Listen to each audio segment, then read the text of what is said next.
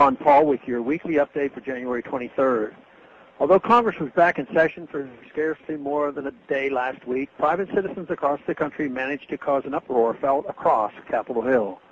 The uproar took the form of hundreds of thousands of phone calls to both senators and representatives, urging them to oppose two draconian new bills that threaten the free and unbridled flow of information on the Internet. On Wednesday last week, dozens of prominent websites like Wikipedia, Reddit, and Craigslist were blacked out in protest of two bills known in D.C. jargon as SOPA and PIPA. SOPA is the House bill, PIPA is the Senate companion. These bills ostensibly will combat Internet piracy, and of course, we are also told they will help us wage the never-ending war on terror. What these bills actually do is force website owners to police the Internet, create entry barriers to the only relatively free and open medium of communication, and threaten to break the technological structure of the Internet itself. They also violate the First Amendment's right to freedom of speech and our Fourth Amendment freedom from unreasonable searches and seizures. SOPA and PIPA have been drafted not only without respect for the Constitution, but also without an understanding of how the Internet works.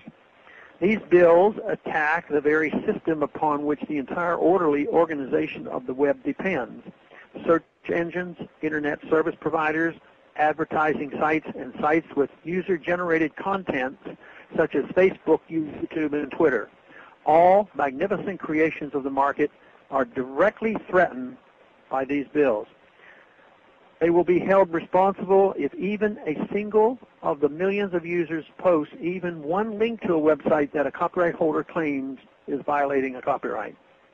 Note that under the bills as written, the Department of Justice or a copyright holder do not have to prove that their copyright was violated. They simply have to claim copyright infringement, and an entire site is shut down, and the owner of the site is required then to prove its innocence.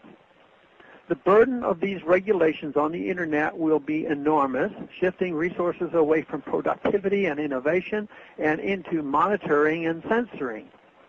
It turns Internet companies into voluntary tools for big brother government, further eroding our constitutional rights. As is typical of so many bills in Congress, SOPA and PIPA were not crafted to make life better for the American people, but rather were written at the behest of big business trying to enlist the federal government as its strong arm. For example, the Motion Picture Association of America spent more than $1.2 million so far lobbying for their passage.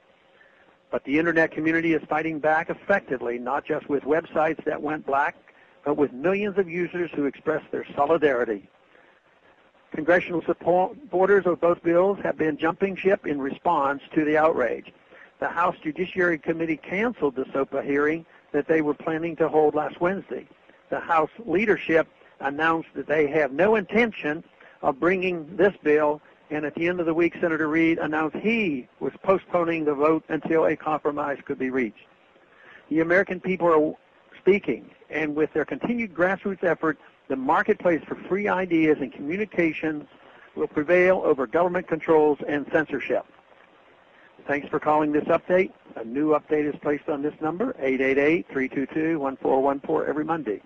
The written text can be found on my website, www.house.gov/Paul, under the heading Texas Straight Talk.